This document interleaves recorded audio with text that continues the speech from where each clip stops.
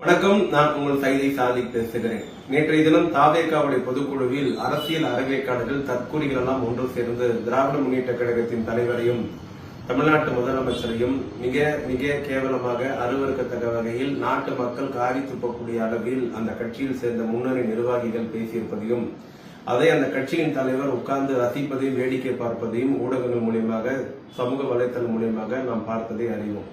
அதில் பேசிய ஆதவ அர்ஜுனா அவர்கள் சிறிதும் பொறுப்பில்லாமல் ஒரு கட்சியின் துணை பொதுச் செயலாளர் ஒரு பொதுக்குழுவில் எப்படி பேச வேண்டும் என்பதை அடிப்படை நாகரிகம் கூட தெரியாமல் மாண்புமிகு தமிழ்நாட்டு முதலமைச்சரை அவன் இவன் என்றும் வந்தால் தொட்டுப்பா, உள்ளே வருவாயா, கை வைப்பாயா என்று சினிமா டயலாக் எல்லாம் பேசியிருக்கிறார்.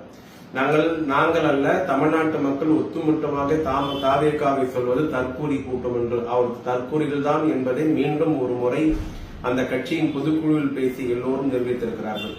ஆதவ அர்ஜுனா கேட்டிருக்கிறார், யார் ஓடியது, நாங்களா ஓடினோம் என்று கேட்டிருக்கிறார். வெக்கமாக இல்லையா அப்படி பேசுவதற்கு? மாமியார் வீட்டு சோறு துண்ணு வளர்ந்த உங்களுக்கு இவ்வளவு திமுறும் ஆணவம் இருக்கும் என்று சொன்னால் உடைத்து உண்கிற ஆண்மகன்களுக்கு எவ்வளவு திமுறும் ஆணவம் இருக்கும் என்பதை புரிந்து கொள்ள வேண்டும்.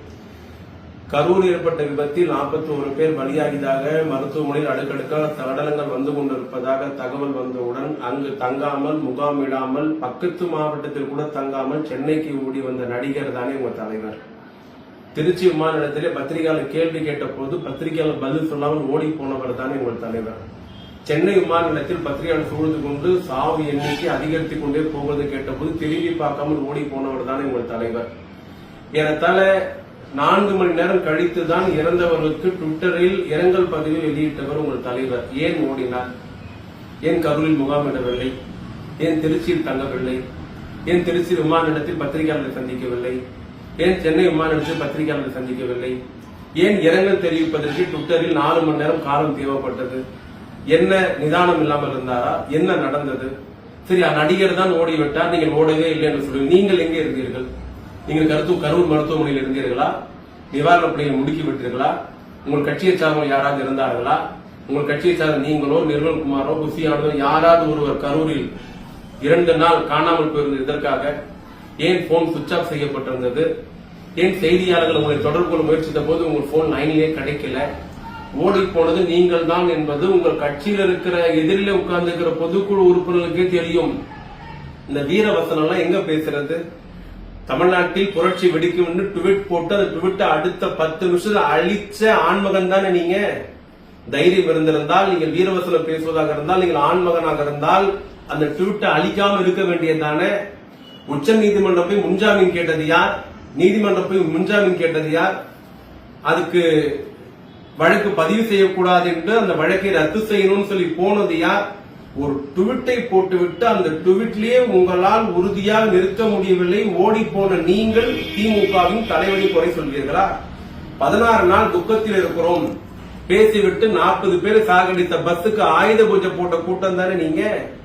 16 நாள் துக்கத்தில் இருக்கிறோம் என்று சொல்லி உத்தரகாண்ட்ல போய் பாஸ்கெட் விளையாடின வீராதி வீரர் தானே நீங்க.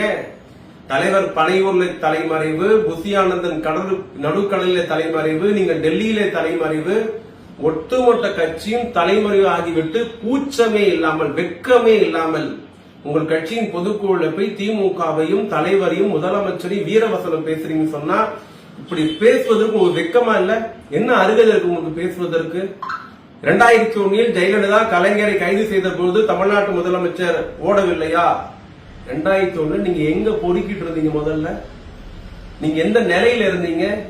மார்ட்டின் மருமகனா இருந்தீங்களா? இல்ல, என்ன பண்ணிட்டு இருந்தீங்க 2001? தயவு செய்து அந்த காட்சியை வெளியிடுங்க. 2001 இரவு 2 மணிக்கு தமிழ்நாட்டில் முதலமைச்சராக இருந்த ஜெயலலிதா கலைஞரை மிக மிக கொடுமையாமல் கைது செய்யப்பட்ட பொழுது பெங்களூர் சென்று கொண்டிருந்த தமிழ்நாட்டின் இன்றைய முதலமைச்சர், அன்றைய இளைஞரணி செயலாளர், சென்னை மாநகர மேயர் அண்ணன் தளபதி அவர்கள் விடியற் காலை சென்னை திரும்பி காலை 10 மணிக்கு கீழ்ப்பாக்கத்தில் இருக்கிற நீதியரசர் அசோக்குமார் வீட்டில் ஆஜராய் தன்னை சரணடைய வைத்தார். அவர் போராட்டத்தை கண்டோ, ஜெயிலை கண்டோ, காராகிரகத்தை கண்டோ, அடக்குமுறையை கண்டோ அஞ்சுகிற தலைவன் அல்ல தமிழ்நாட்டு முதலமைச்சர். நீ பிறப்பதற்கு முன்னாலேயே, உன் தலைவன் பிறப்பதற்கு முன்னாலேயே காராகிரகத்தில் சென்னை மத்திய சிறைச்சாலையில் 19 மாத காலம் வாடிய தலைவன் ஜனநாயகத்தை காப்பதற்கு அரசியல் பேச சொன்னால் அரைவேக்காடு பேசிக் கொண்டிருக்கிறீர்கள். உங்களிடத்திலே 41 பேர் சாவுக்கு பதில் இல்லை. உங்களுடைய அறவேக்காடு தனம், உங்களுடைய தற்கூரித்தனம், உங்களுடைய கேவலமான அரசியலுக்கு 41 குடும்பங்கள் 41 பேர் பலியாகி இருக்கிறார்கள். வாயை அடக்கி பேசுங்கள், இல்லை என்றால் உங்கள் வாய் அடக்கப்படும்.